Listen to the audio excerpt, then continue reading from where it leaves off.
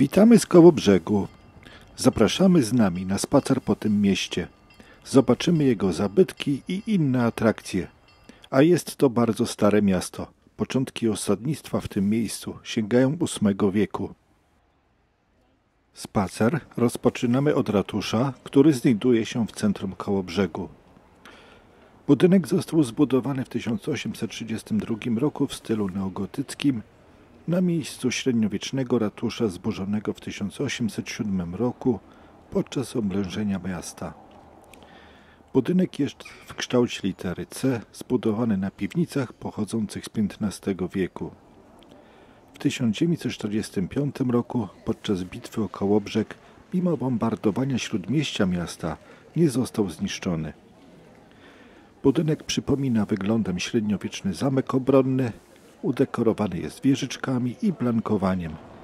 Neogotycki budynek swym pseudoobronnym charakterem nawiązywał do ówczesnego statusu Kołobrzegu, czyli miasta twierdzy. Jak już wspomniałem, dzieje Kołobrzegu sięgają VIII wieku, kiedy istniała tutaj osada znana z pozyskiwania soli z solanek. Pierwotnie Kołobrzeg nie znajdował się w tym miejscu, tylko na terenie Budzistowa, gdzie około 880 roku powstał pierwszy gród. W X wieku Mieszko I włączył ten ważny gród do państwa polskiego. Pod wpływami Polski Kołobrzeg był do 1138 roku, kiedy to Kołobrzeg wszedł w skład księstwa pomorskiego. W ciągu kilkuset lat miasto znajdowało się pod rządami Duńczyków, książąt pomorskich, Brandenburgii, Prus, Niemiec, a nawet przez kilka miesięcy Rosji. Ostatecznie w 1945 roku zostało wcielone do Polski. Podczas II wojny światowej w 1945 roku zabudowa miasta została zniszczona w 90%. Kamieniczki, które widzimy na nowym, starym mieście, nie zostały odbudowane tak jak były kiedyś, tylko wybudowano nowe budynki o innym wyglądzie, starając się jednak zachować klimat starego miasta. Tu i ówdzie te nowe budynki są wkomponowane obok starych, które zachowały się i zostały odbudowane. Tych starych budynków nie ma jednak tutaj wiele. Idziemy ulicą Gierczak pośród kamieniczek. Szczególną uwagę zwraca na siebie kamienica o numerze 5. Kamienica ta została zbudowana w XV wieku przez rodzinę kupiecką. Około 1540 roku została gruntownie przebudowana. W XVII wieku dobudowano oficynę. Do końca II wojny światowej zachował się dawny średniowieczny układ wnętrza. Głównym akcentem parteru była przejezdna sień z dźwigiem do wciągania towarów na piętro i strych. W XVIII i XIX wieku mieszkali tutaj piwowarze i bednarze. Jeszcze przed II wojną światową dostrzeżono jej duże walory zabytkowe i w 1933 roku została wykupiona przez miasto.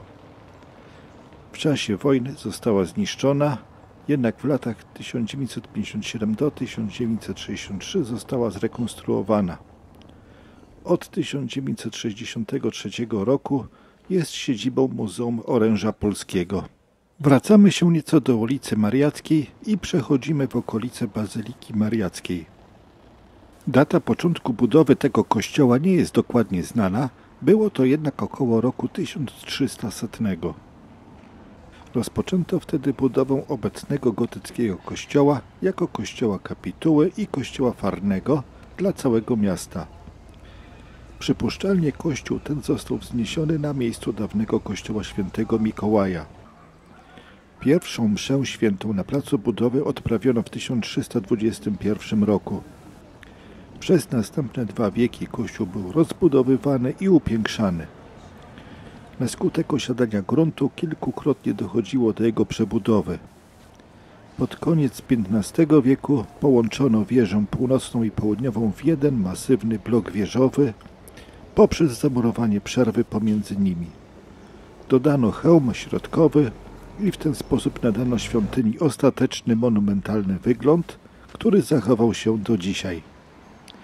W 1945 roku podczas walk o twierdzę Kołobrzeg stanowił ważny punkt obrony miasta, i dlatego został zburzony przez ostrzał artylerii radzieckiej. Po II wojnie światowej ruiny kościoła początkowo zamierzano rozebrać, podobnie jak to zrobiono z większością pobliskich kamienic. Jednak w 1957 roku przekazano go Kościołowi katolickiemu i rozpoczęto odbudowę. W 1974 roku cała świątynia została oddana na miejsce kultu. Do dzisiaj zachowały się wyjątkowe dzieła sztuki średniowiecznej, jak 4-metrowy świecznik siedmioramienny z 1327 roku, stalle kanonickie z 1340 roku, chrzcielnica z 1355 roku i kilkanaście innych. Przechodzimy na ulicę Narutowicza i Ratuszową. Ponownie przechodzimy obok ratusza, idziemy jednak dalej, aż do kolejnego zabytku, jakim jest domek Kata. Przypuszcza się, że został zbudowany w XVII wieku. W XVIII wieku prawdopodobnie był własnością rodzin kupieckich Lamrerów, a później Gelbergów. Po wyprzedaży majątku przez Gelberga budynek był własnością różnych rzemieślników. W czasie II wojny światowej został zniszczony, zachowały się tylko mury bez szczytów. Odbudowany został w roku 1958. Obecnie mieści się w nim restauracja. Znajdujemy się już na ulicy Dubois. Już z daleka widać na niej kolejny zabytek, jakim jest baszta Lontowa. Została ona wzniesiona w XV wieku. Jest jedynym zachowanym w całości do dzisiaj obiektem średniowiecznych, gotyckich murów obronnych miasta. Przetrwała przebudowę fortyfikacji w XVII i XVIII wieku.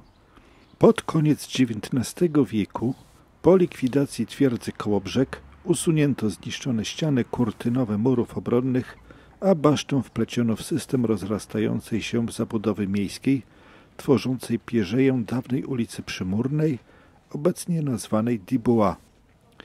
Po II wojnie światowej wiele lat błędnie nazywana była basztą prochową.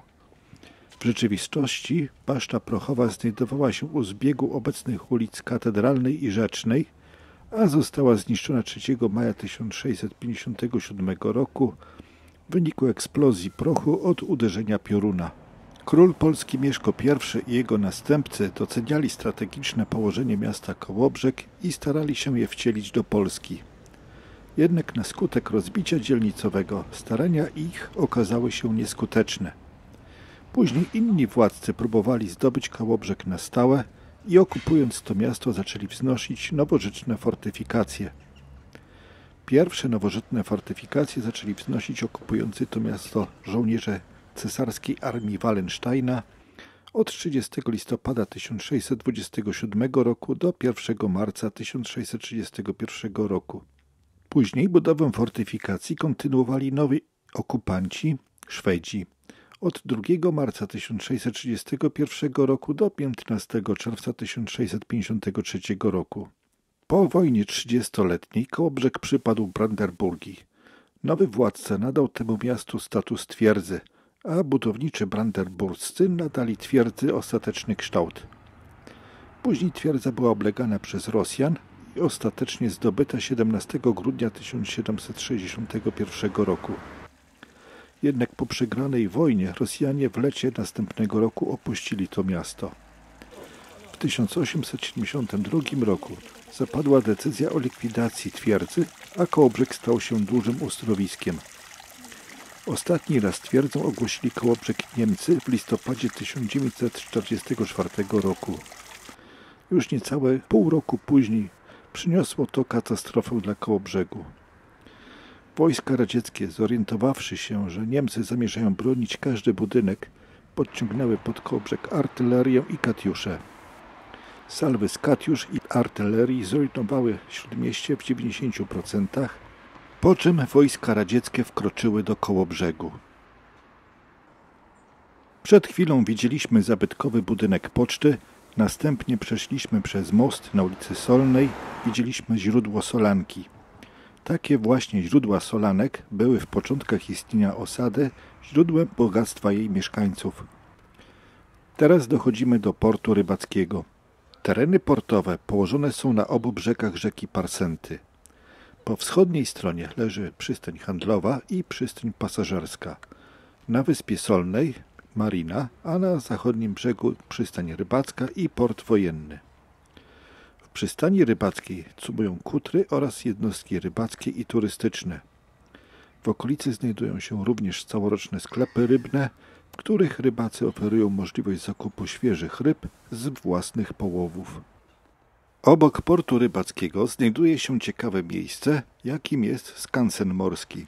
Po wejściu od razu widzimy kolekcję kotwic wydobytych podczas modernizacji toru wodnego Świnoujście-Szczecin do głębokości 12,5 metra w latach 2019 do 2022. Można tutaj zobaczyć okręty wojenne, również od środka. Pośród eksponatów znajdują się nie tylko statki, ale również inne zabytki związane z morzem, sprzęt nawigacyjny czy fragmenty uzbrojenia. Każdy eksponat jest szczegółowo opisany, a przy statkach znajdują się dodatkowe informacje, gdzie i w jakich okolicznościach pływały. Tuż za skansenem znajduje się reduta solna. Została ona zbudowana w czasie ostatniej modernizacji twierdzy Kołobrzeg w latach 1832 do 1836. Stanowiła kolejne ogniwo fortyfikacji obrony portu. Reduta ma kształt lunety. Składa się z wału ziemnego, fosy i dwóch budowli. Pierwszej ceglanej w kształcie dwóch połączonych rotund i drugiej ukrytej w wale ziemnym. II wojnę światową reduta solna przetrwała w bardzo dobrym stanie. Wracamy się z powrotem na Wyspę Solną. Z lewej strony znajduje się port jachtowy. W lecie jest to miejsce pełne żeglarzy z całego świata oraz turystów odwiedzających Kołobrzeg. W jej centrum dojdziemy do reduty bagiennej, zwanej też redutą Morast.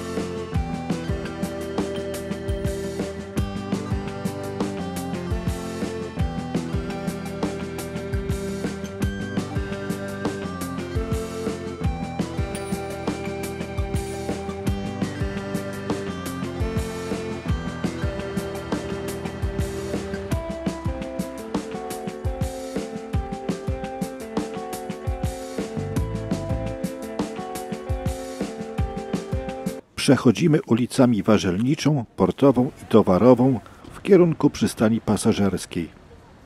Zanim dojdziemy do przystani, omijamy port handlowy. Posiada on pełną infrastrukturę, w tym specjalnie przystosowane nabrzeża, magazyny, elewatory zbożowe oraz bocznicę kolejową.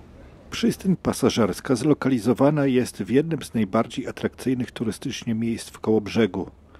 Oferowane są tutaj rejsy kilkoma jednostkami pasażerskimi, w tym rejsy na Bornholm. Tuż obok znajduje się kołobrzeska latarnia.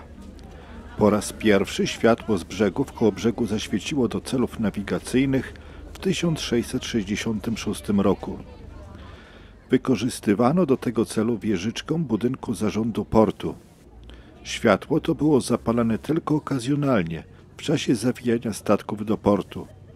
W późniejszym czasie światło zapalono na falochronie. Dzisiejsza latarnia morska powstała jednak już po wojnie, gdy odbudowywano miasto. Wybudowano ją w nieco innym miejscu, wykorzystując fundamenty potężnych zabudowań fortecznych. Poprzednia latarnia stała przed fortem, obecna stoi na jego głównej platformie. Latarnia skrywa wiele sekretów, ale można je odkryć. W tym celu trzeba wspiąć się po schodach. Wysiłek ten wynagrodzi widok z góry, a brzeg morza widziany z wysokości 26 metrów zapiera dech w piersiach.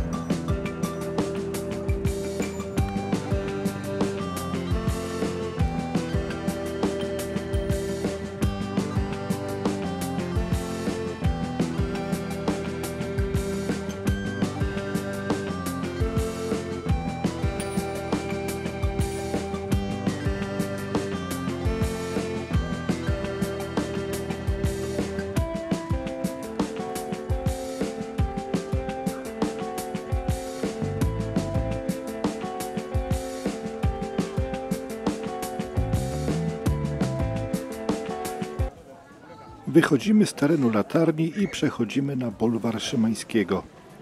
Po chwili dochodzimy do pomnika zaślubin Polski z morzem. Pierwsze zaślubiny Polski z morzem odbyły się tuż po I wojnie światowej w Pucku. Natomiast tutaj w Kołobrzegu odbyły się drugie zaślubiny Polski z morzem jeszcze w czasie II wojny światowej, pod jej koniec 18 marca 1945 roku. Nastąpiło to przy gruzach latarni morskiej po zdobyciu miasta przez oddziały Wojska Polskiego. Pomnik zaślubin Polski z morzem w Kołobrzegu w formie rozwiniętej flagi tworzącej bramę został odsłonięty 3 listopada 1963 roku.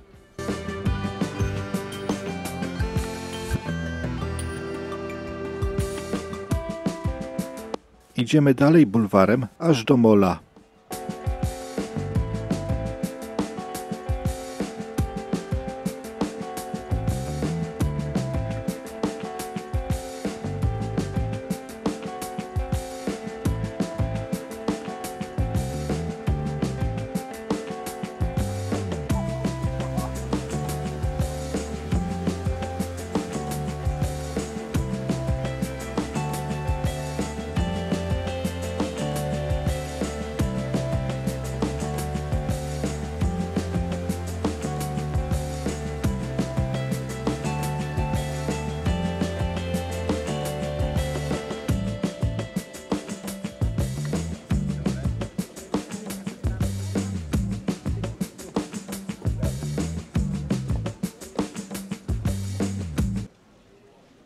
Pierwszy pomost usytuowany przy sanatorium Strand-Schloss został zbudowany w 1881 roku.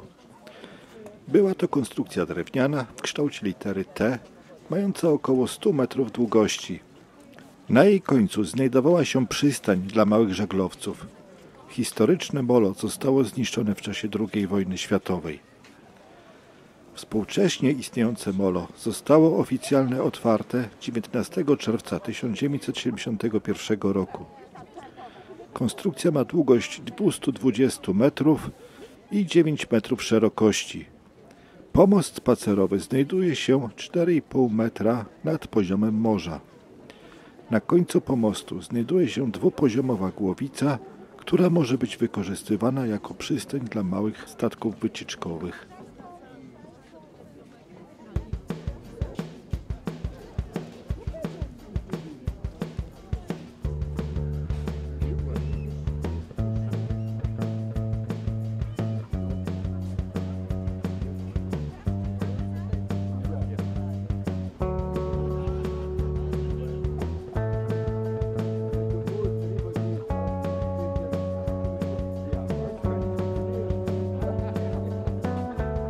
W tym uroczym miejscu kończymy nasz spacer po Kołobrzegu.